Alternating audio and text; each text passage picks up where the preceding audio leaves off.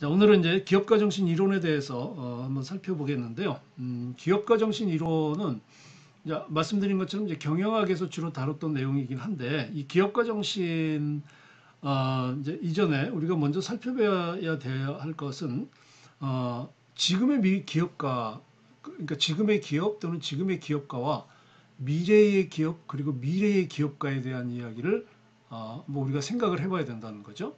그래서 기업가 정신이라고 하는 것이 지금 시대, 그러니까 현재 지금 here and now, 그러니까 지금 현재 이루어지고 있는 일반적인 이제 자본주의 시장에서의 기업의 행태라든지 어떤 기업의 역할 또 어떤 기업의 특성들의 기초하에서 이제 기업가 정신 또는 이제 기업가에 대한 특성 또는 기업가라고 하는 이제 일반적인 이해가 가능하지만 이것이 계속되지는 않잖아요. 그렇죠? 그리고 지금처럼 굉장히 빠르게 사회가 변화하고 굉장히 빠른 어떤 사회 질서가 변화하는 이런 시대 속에서 기업이나 기업가 역시 그 역할이라든지 그 특성들이 변하고 있습니다.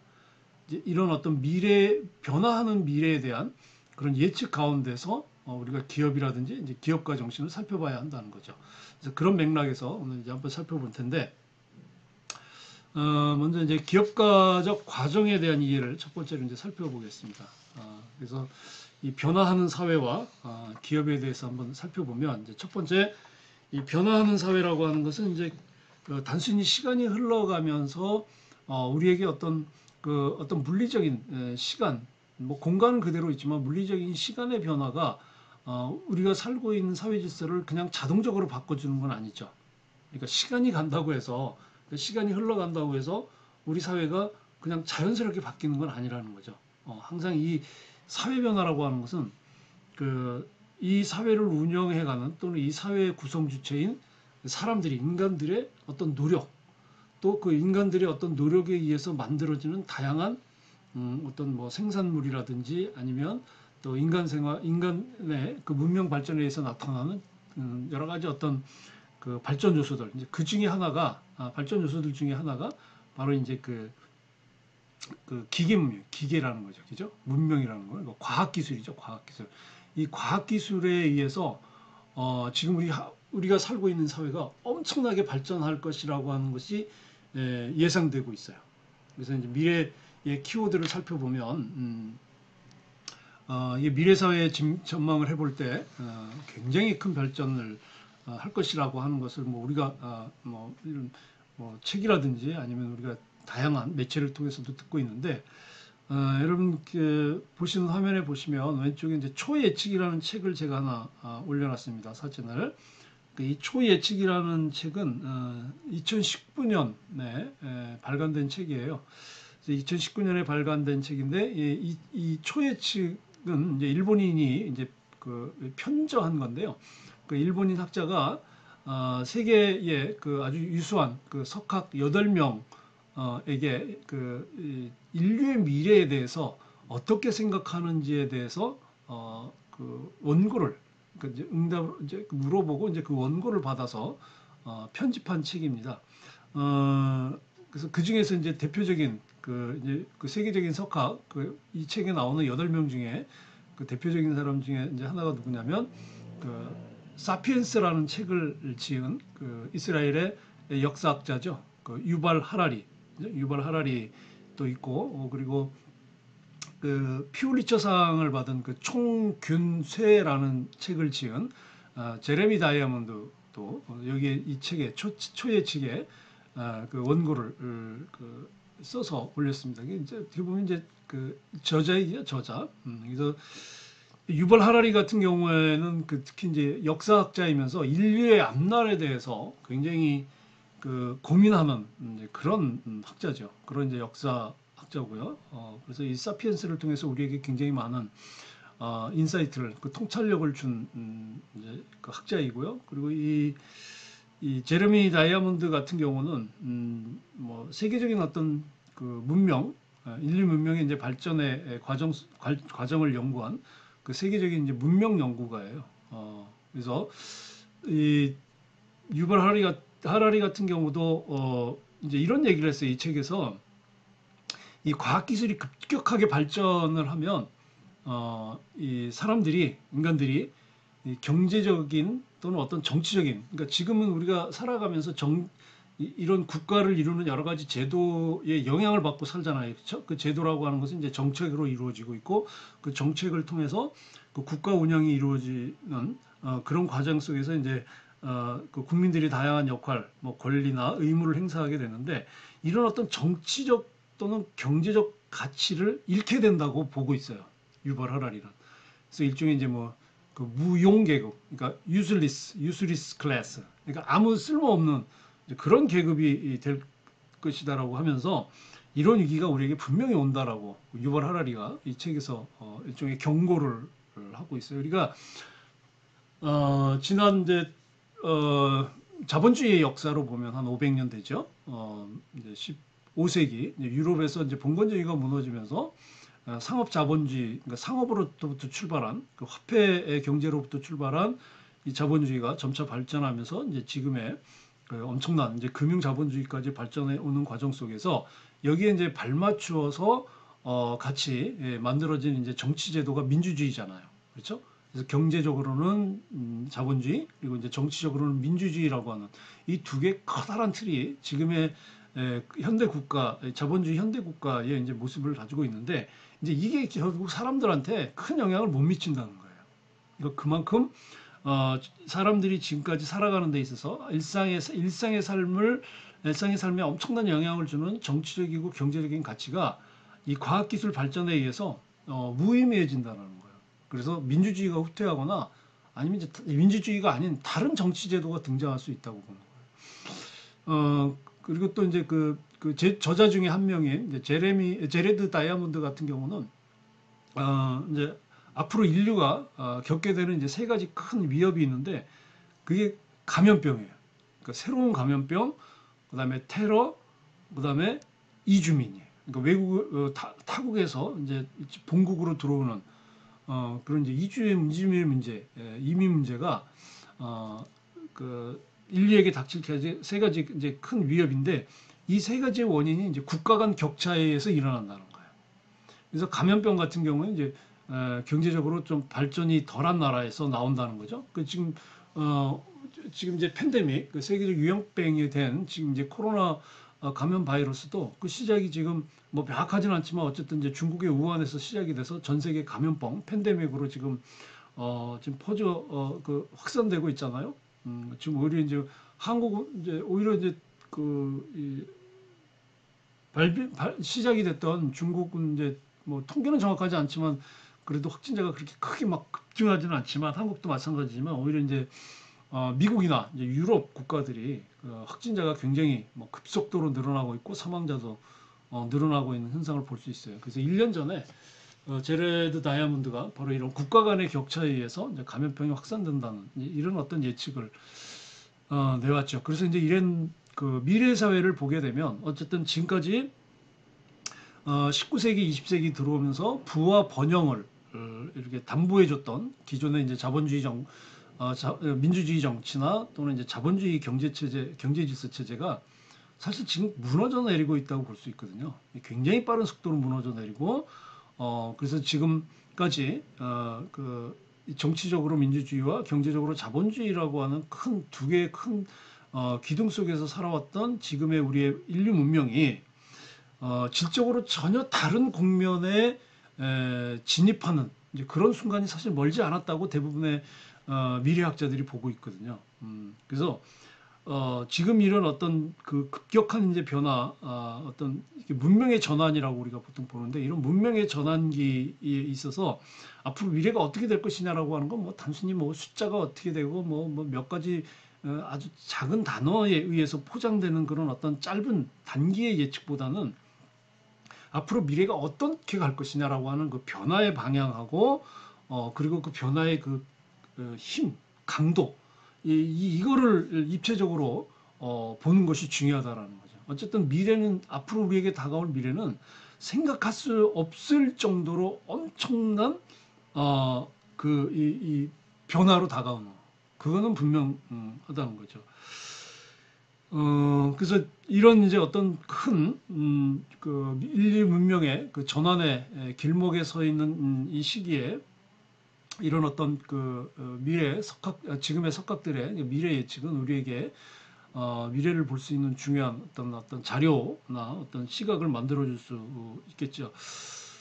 그래서 제가 지금 우리가 살고 있는 이 시대에 미래를 예측하는 이제 다양한 단어들, 키워드를 제가 쭉 이제 적어봤어요. 뭐 가장 많이 들었던 이야기는 이제 고령화 사회죠. 고령화 사회 부터 시작을 해가지고 이제 특히 이제 정보통신 기술이 발전하면서 지금 이제 AI 인공지능이 발전하면서 인공지능이 주도하는 경제 뭐 4차 산업혁명이라고 그러는데 사실 공식적인 용어는 이제 4차 산업혁명이라는 용어보다는 인공지능 주도 경제라고 보통 봐요.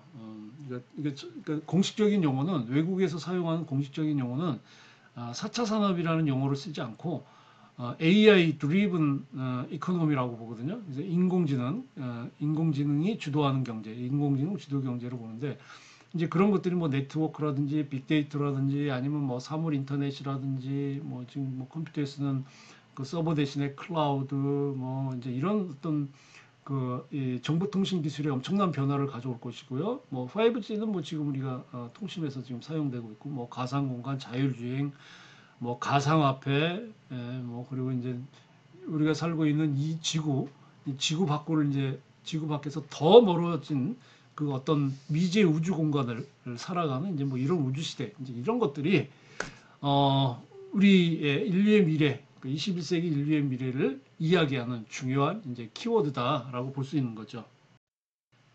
예, 다음 보시면 이제 산업혁명과 기업 이제 이런 이제 변화가 오게 되는 이제 역사적인 흐름에서 그 출발을 보면 물론 이제 그 이런 어떤 인류 문명의 엄청난 발전은 지금까지 이제 지구의 역사상 인간이 살아왔던 인류 문명에서 가장 큰 발전이죠.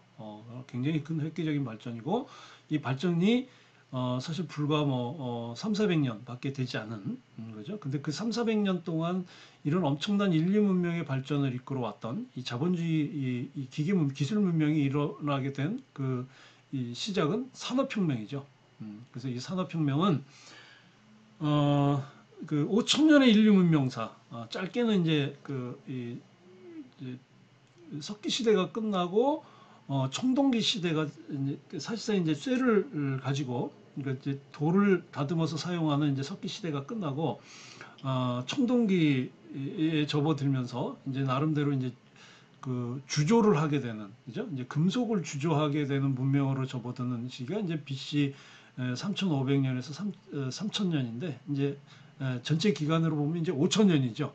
그래서 이 5,000년의 인류 문명사에서 살펴볼 때 우리 인류 문명에 가장 큰 변화를 가져다 준 건 역시 산업혁명입니다. 그렇죠? 18세기 유럽에서 시작된 이제 산업혁명인데 그래서 이제 산업혁명의 시작은 영국이죠. 영국이 이제 1975년경에 제임스 와트가 증기기관을 발명하면서 시작이 됐죠. 그래서 이 산업혁명은 그동안 산업혁명 이전에는 이제 사람의 힘을 이용해서 또는 이제 동물의 힘을 이용해서 살아가는 데 필요한 이제 생활 필수품을 생산하는 데 사용되는 이제 그런 동력을 이제 그 큰 변화죠. 그죠? 그러니까 그전에는 사람의 힘이라든지 동물의 힘을 이용하는 그 동력이 이제 사람의 힘과 동물의 힘이었는데 그런 어떤 이 동력의 변화, 동력을 활용하는 데 있어서의 어떤 가장 중요한 변화였던 이제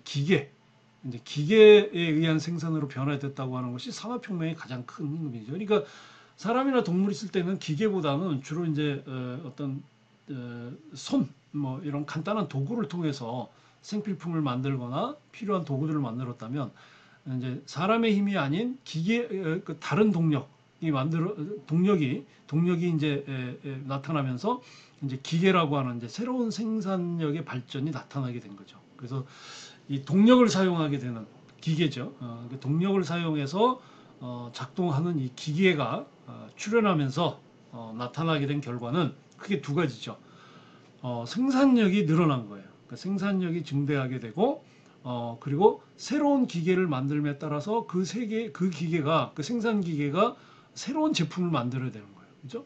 뭐 예를 들어서 이제 시계를 만드는데 필요한 이제 그 생산 기계를 만들면 그 생산 기계를 통해서 시계가 계속 만들어지겠죠, 그죠? 그러니까 어떤 생산 기계를 설계를 해서 제작을 하느냐에 따라서 거기에 맞는 새로운 생산품들이 계속 나오기 시작을 하면서 굉장히 많은 다양한 형태의 제품들이 쏟아져 나오기 시작을 한 거죠. 그리고 이 동력을 사용하는 기계 출현의 두 번째 결과는 이제 결국 이제 그러다 보니까 이제 근본적으로 사람들이 만들어내는 이제 생산 시스템. 그러니까 그 전에는 주로 이제 농업, 그죠? 이제 농업을 통해서 이제 살아가는 데 필요한 식량들을 얻어내고 뭐 그에 따라서 그와 관련된 뭐 간단한 이제 도구들을 생산하는 정도였다면 이제 동력을 사용하는 기계가 출현하면서 이 생산 시스템이 아주 획기적인 새로운 발전을 하게 되는 이제 그런 계기를 제공했다고 하는 것이죠. 그래서 이 산업혁명의 이제 진화 과정을 우리가 이제 살펴보게 되면 1차 산업혁명은 그러니까 1750년경 그러니까 18세기 영국에서 시작된 이제 1차 산업혁명은 이 1차 산업 이제 그 제임스 와트가 발명한 그 증기기관은 발명했지만 이게 이제 실제로 이제 그게 하나의 동력으로서 증기기관이 동력으로서 이제 기계에 투입이 돼서 동력으로서 증기기관을 사용을 해서 생산품을 그러니까 이제 제품이죠. 그 생산물을 생산해내는 제품을 생산하는 기계로서 이렇게 생산 활동에 이제 도입되는 데는 약 한 50여 년의 세월이 좀 필요했죠. 그러니까 1750년에 그 증기기관이 만들어지긴 했지만 실제로 이게 이제 공장에서 그러니까 대공장제로 들어와서 이제 그 대량 생산이 가능했던 거는 이제 1800년대 이후죠. 그리고 나서 이제 유럽 대륙으로 이제 이 그 증기기관 동력이 이제 그 전해지면서 이제 유럽도 이제 1800년대 중반, 그러니까 영국보다는 한 100여 년 정도 늦죠. 그래서 그때부터 이제 유럽도 1800년대 들어오면서 유럽에서도 새로운 동력, 증기기관을 사용하는 이제 기계들이 만들어지는 대공장 생산 방식이 이제 도입이 되기 시작했던 거죠. 그리고 이런 이제 기술적인 변화와 함께 그 사회적인 변화도 일어나게 됐죠. 그래서 그 동력을 사용하는 기계가 나오기 전에는 주로 이제 농업에 종사하는 인구들이 많았는데 이런 농업에 종사하던 인구들, 특히 이제 봉건제 당시에 그 농노로서 살았던 그 농노들이 강제 그 신분적인 예속에 의해서 농노로 살았던 그 농노들이 이제 그 농지에서 밀려나면서 이제 도시로 들어오게 되고 그 도시에서 이제 그 공장 기계를 사용하는 공장에 이제 고용이 되는 임금 노동자 형태가 되죠. 이제 그러다 보니까 이제 이 도시에 사람들이 모여들기 시작해요. 그러다 보니까 이제 도시가 점점 이제 규모가 커지게 되는 이런 어떤 새로운 그 도시화의 변화, 그러니까 이런 어떤 사회적인 변화가 나타나면서 그때까지 살아왔던 인류의 삶의 모습, 라이프 스타일이죠. 이런 생활 방식에 뿐만 아니라 이제 그 사회 조직, 사람들이 어울려서 살아가는 이 사회 시스템조차도 바꿔놓기 이제 시작을 한 거죠. 그래서 이제 이런 어떤 그 산업혁명을 통해서 이제 쭉 이제 볼 때 미래의 기업은 그럼 어떻게 되겠느냐? 이 뒷장에서는 그 산업혁명이 발전해온 과정을 이제 도표로 한번 살펴보긴 할 텐데요. 그러면 이제 1차 산업혁명을 통해서 동력을 사용하는 기계가 도입되면서 엄청난 인류 문명의 발전이 왔는데 이제 그렇다면 앞으로 어떻게 변화겠느냐라는 걸 본다면 인류 문명에서 점점점 발전이 돼가고 있는 이런 지금의 디지털 기술하고 통신 수단은 더 발전해 갈 것이다.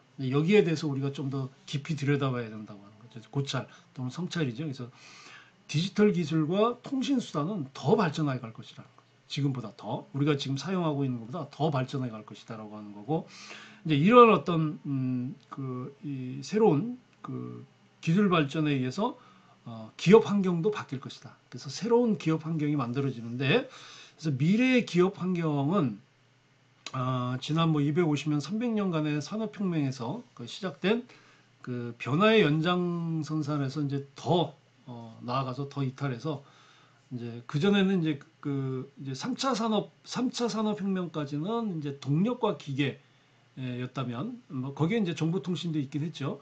이제는 완전하게 그 동력과 기계에서 이제 앞으로는 완전히 정보와 통신이라고 하는 완전히 새로운 이정표로 기업 환경이 바뀌게 될 것이다라는 거죠. 그러니까 제조나 이런 쪽보다는 이제 정보 통신이 기업의 주축이 될 것이다라고 하는 것들을 이제 우리가 전망해 볼 수가 있는 거죠.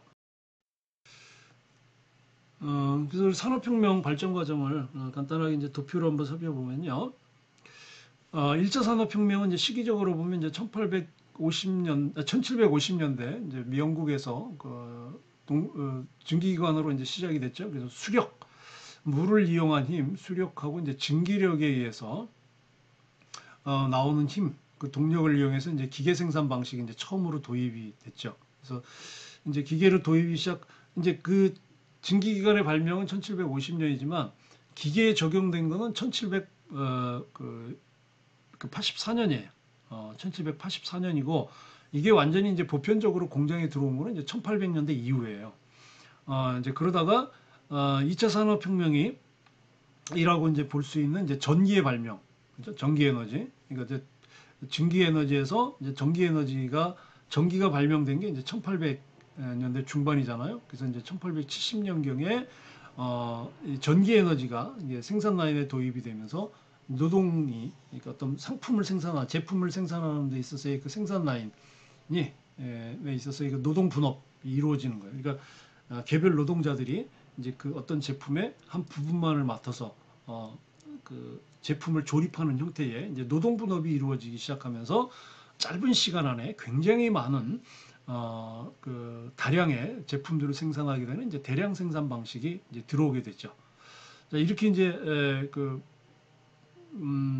증기 에너지, 그러니까 증기기관, 그 다음에 전기, 그 다음에 이제 석유도 이제 이때 발견이 되죠. 그래서 석유를 사용하게 되면서 이제 섬유라든지 플라스틱 제품들이 나오게 되고요. 이제 그러다가 1870년대 초에, 그러니까 1860년대 말, 1870년대 초에 드디어 이제 컴퓨터가 나오게 되죠. 물론 이제 그때는 이제 군사적인 목적으로 사용하던 이제 컴퓨터가 처음으로 이제 일반에 사용되는데 이제 그러면서 이제 그 전에 전자제품이 이제 전기가 발명되면서 전자제품들이 이제 쏟아져 나오기 시작했죠. 이 전자제품과 컴퓨터가 결합하는 그래서 일종의 이제 그 정보통신, 그죠? 정보 IT가 결합되면서 이 생산 라인도 이제 자동화가 되는 거죠. 그러니까 기계에 의해서 그러니까 사람이 이제 부품을 가지고 조립하는 게 아니라 이제 기계가 자동적으로 이제 부품을 해주는 이제 생산 자동화가 이루어지기 시작한 게 이제 1970년대 이후죠. 물론 이제 이게 이제 컴퓨터라고 하는 획기적인 이제 이제 기기의 전목이라고 하는 이제 획기적인 발전이 있었고, 지금 이제 2000년이 지난 지금 21세기 우리가 살고 있는 지금은 이제 소위 그 지능화된 생산 양식이라고 해서 AI, 그죠? 인공지능을 중심으로 하는 엄청난 새로운 그 정보와 통신의 기술, 그 정보 통신의 새로운 기술이 지금 우리의 삶을 지금 바꿔놓고 있죠. 그래서 앞으로 이 복잡한 정도는 어느 정도 될지는 사실 우리가 예측하기 어려워요. 그러나 계속 주목해 봐야 되겠죠. 이 디지털 기술이 어느 정도 발전할 것인지, 그리고 이 디지털 기술을 발전을 기반으로 해서 이 정보통신 기술은 얼만큼 더 놀라운 발전을 할 건지, 거기에는 분명히 이제 AI라고 하는 인공지능이라고 하는 그 기술이 결합될 것인데, 이제 그게 지금 인류 문명의 앞으로의 미래를 어떻게 바꿔놓을 것인지는 사실상 그 예측하는 변화는 굉장히 빠르게 되겠지만 어느 정도인지까지는 예측하기 굉장히 어려울 정도로 발전을 할 것이다라고 하는 것이 이제 미래에 대한 이제 예측이 되겠죠.